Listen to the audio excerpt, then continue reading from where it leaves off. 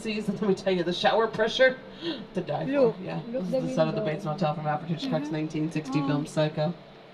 Pretty spooky out here at night. And I'll tell you more about Psycho in a minute, and actually I'll play this for you. But I also want to talk about, on your left-hand side, the scale replica of the Hollywood sign. The real Hollywood sign is 40 from 1960. If you look up in the second-story window, you might still see Mother rocking away up there in her window. If you look on screen, you can see they only built the front and side wall, because that's all they showed when they were filming, and then they added the back walls when they were filming the sequels of Psycho. Featured last year in a horror movie called Maxine with Mia Goth. And now, I'm going to let you know a secret that all tour guides know, and now you do too. The reason Norman Bates is so grumpy in those movies, this is his backyard. Welcome to the set of War of the Worlds, my friends, a Steven Spielberg epic. Now, he showed you a lot of fake things on this tour, so I'm here to tell you that this airplane on your left-hand side is made out of 100% airplane. It's an airplane. It's a real airplane. It's a Boeing 747. There was nothing wrong with it. It was just retired after so many thousands of miles. Airplanes get retired. It's actually from the 70s. There are ashtrays in some of the armrests. They don't make them like that anymore. And I will let production designer Rick Carter and Steven Spielberg tell you all about this airplane.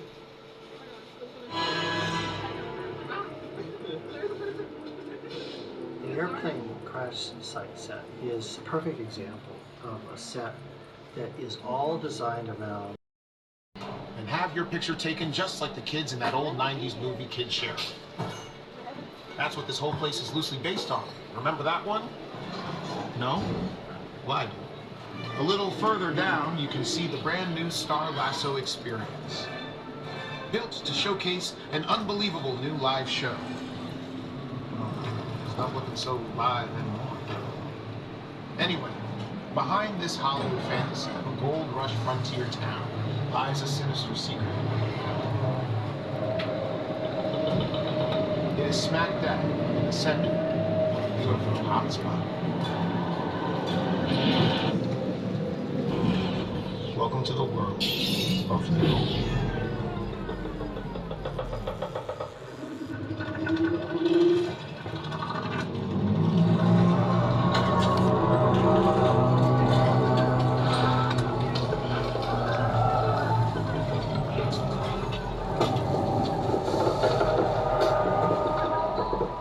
So this is a good time to talk about something called sound design. Once you're all done filming, right? We're hearing the spooky noises, we're looking around, we're getting nervous, like what's gonna happen? Not a lot. Nothing. But you thought it was, and that's sound design. Very important, sound design. Imagine if something else was playing. Something cheerful, something light, something upbeat. It's a different vibe. You see what I'm saying? Have I made my point? Now, if you've seen Nope, these sets were kind of in the middle of nowhere in that movie because they were originally built up in Santa Clarita, which is about 30 miles north of here. However, when Jordan Peele was about 12 years old, he rode the studio tour, and it became his lifelong dream to become a permanent fixture on our studio backlot. So once they were done filming, they deconstructed the sets and reconstructed them here on the backlot to make them a permanent fixture, which I think is awesome. Like, what a cool dream realized, right? Hopefully, we ride by some of your guys' sets in a few years. Yeah? Dream big, my friends. Now, we are going to be passing this part of the backlot. Okay, you can see it. I love this part of the backlot, guys. Get ready. We are driving by all these trucks parked in this big basin that is called Falls Lake. Falls Lake holds 2.7 million gallons of water. It is a huge basin. You'll be able to see it in just a second coming up on your right, I think. Well, where the dark abyss is, that's where the pit is. And then you'll see there's a big blue wall back here. That is the largest freestanding blue backdrop in the Western Hemisphere. It's a little hard to see, but I think we can see it. Now, blue screen, green screen, we're used to that technology, right? That's how they do the weather. They just take out the blue screen with CGI, computer-generated images. They use blue and green because those are the colors least visible in human skin tone. So then you won't take your actors out with it. So we've been using Falls Lake for a long time now. We actually used Falls Lake all the way back in 1960 when Norman was burying the bodies in Falls Lake. Spoiler alert, it's like a 60-something-year-old movie. The end. We also used it even before we had technology to take the background out. Like, look at Jaws the Revenge, 1987. We didn't have computer imaging technology. They actually hand-painted those clouds in the background. That's how they used to do large-scale backdrops before we had computers to create the backdrops.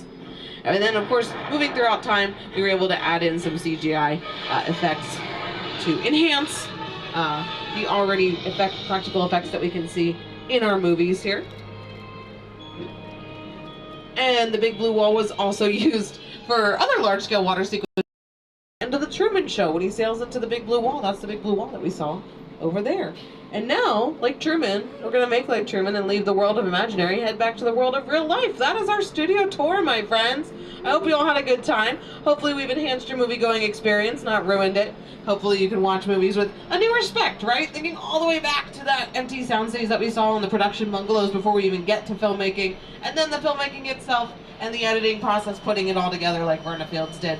So we like to say for every one person on camera, there's 50 to 100 people behind the scenes making that one person shine. So that's how we thank them at the end of the movie, is those credits that you see, right? So the next time you watch a movie, watch the credits, thank those people, and also look around at the people that you're sharing that movie with, right? Because no matter where you are, what kind of day you're having, what walk of life you're living in right now, for that brief moment in time, you all get to escape into that story together, and you might even call that a universal moment. Oh my gosh, do we all have chills or is it just me? All right, team, I'm going to kick it back to my co-host Jimmy to take us home. Well, I can't believe it. We've made it to the end of our tour, you guys. How about Karen and Jesse? weren't they the best? Yeah. Hey, before we go, I'd like to sing you a little song I made up. I was just 5 years old. It's called Tramtastic. We had a real good time together. But now the ride is done. We saw some crazy cool stuff, and we had a lot of fun. This tram has made its final stop, but don't be sad and blue, 'cause there's still one more thing that I'd like to say to you. Have a tramtastic day. Have a tramtastic night. Watch your step as you exit the tram, and everything will be alright. Come on, have a tram.